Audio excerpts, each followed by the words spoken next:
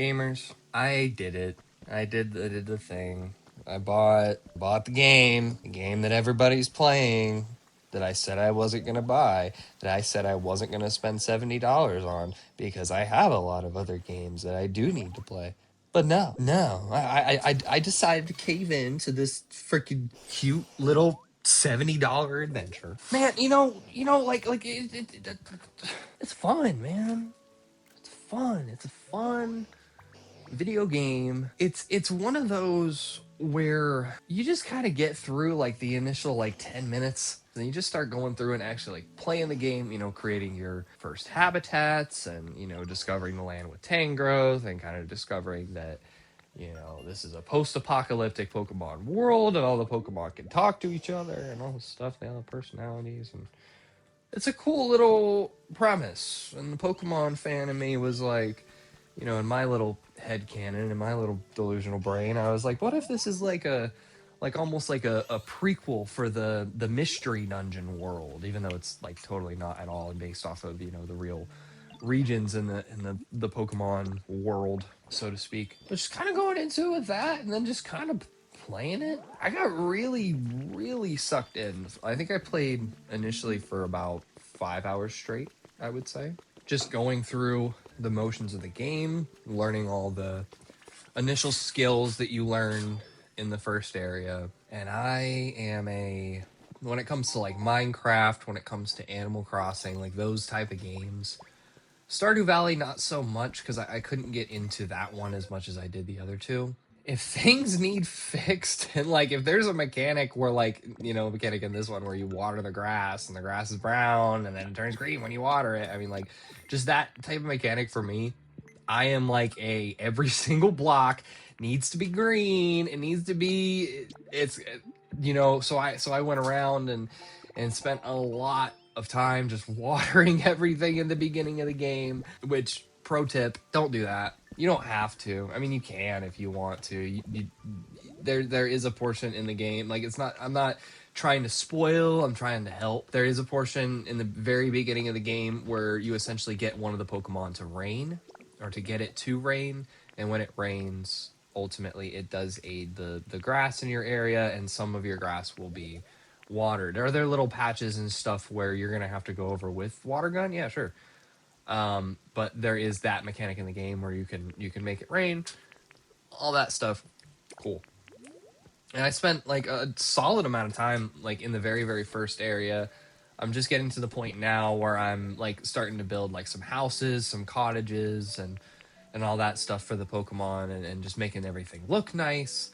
Also, when it came to Minecraft, I am a huge, like, if there's dirt in the way, if I need to flatten out something, like, that is the first thing I do. That is the thing I get the most addicted to for whatever reason. The most tedious task in the game, I end up liking the most. But I end up creating like some roads. First off, like, and like fixing up some paths, and did a little bit of exploring. Like, I've kind of explored pretty much like all of the first area, I would say, at this point. Um, but then in those areas, there's like these doors that that look like when you go inside the doors, they're like the little passage through buildings that you would go through in pretty much all the old games to go from like route to route. So that was a cool little nostalgia thing, and then that area leads to a brand new area. The only two areas that I have been to that I know what they are, and I could be wrong about this. I believe that the starting area is supposed to be, to me, I don't think it, because I don't think that's Pallet Town. I could be wrong.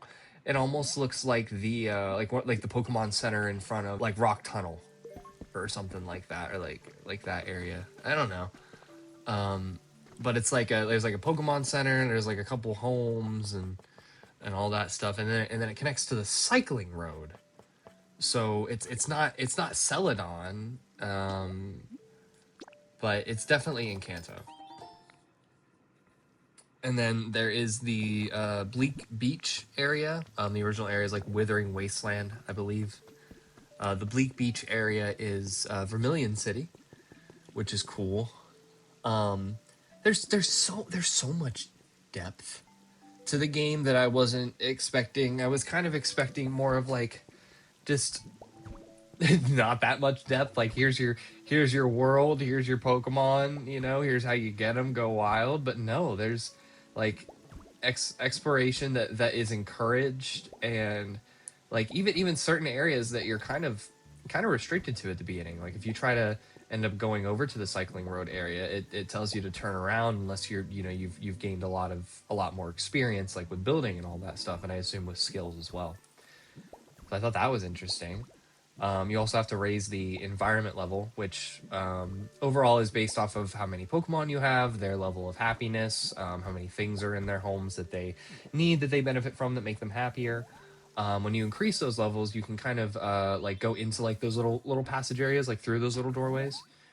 I believe there's three doors that you can open in the first area. I've opened two of them. One of them leads to Vermilion City. The other leads to kind of like I wouldn't. It's kind of like more of like a wasteland area. Like there's kind of like some caves and some mines and stuff. Like a more like apocalyptic nature kind of setting versus like a post-apocalyptic city or town kind of setting. Interesting.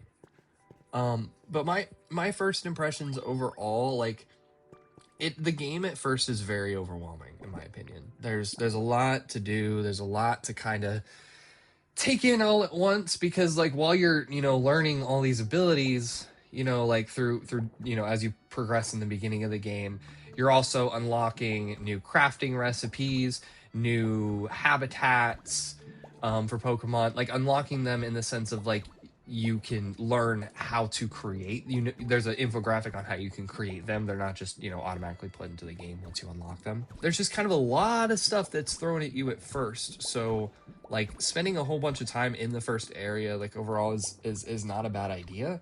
I also appreciate that this is a game that does seem to allow you to take your time and doesn't really force you or push you in any other direction. Like there's not necessarily pressure for me to go explore the other areas, but it's more so just like a inkling of a feeling of like, I want to see what's over there. Like I want to see what's going on in that area.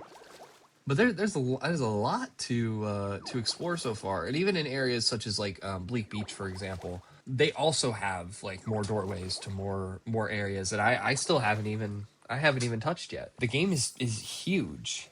Like I think for, believe it or not, like there have been some people saying having some level of negativity when it comes to Pokopia and the price tag, and I understand because I was one of those original haters.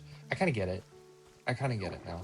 There's things in this game that basically were copied straight from Animal Crossing, but I honestly think does it 10 times better. Same for Stardew Valley, and same. I wouldn't necessarily say the same for Minecraft, but there's a lot of good combined elements of a lot of good stuff here. I definitely will be making another video, not necessarily like a review, but more so like a final impressions versus like a first impressions video. So keep on lookout for that one. But yeah, let me know what you guys think of Pokemon Pokopia, because I caved. Did you cave? Were you one of the people who ultimately bought a Switch 2 just to play this game? Like, let me know. Let me know your Pokopia journey so far. Let me know if you've unlocked any of the final evolutions for some of the starters in the areas, because that's a cool one. I haven't done that yet. I'm close. Not there yet though. But yeah, if you guys like the video, make sure you leave a like. If you didn't like the video, I do change my mind a lot. I'm a mind changer. I'm not very easily swayed in one direction. I just have a very open mind, and that's all. So I get it if you don't like it, because I completely went back on everything I said in the last video. Anyways, catch you guys in the next one. Peace.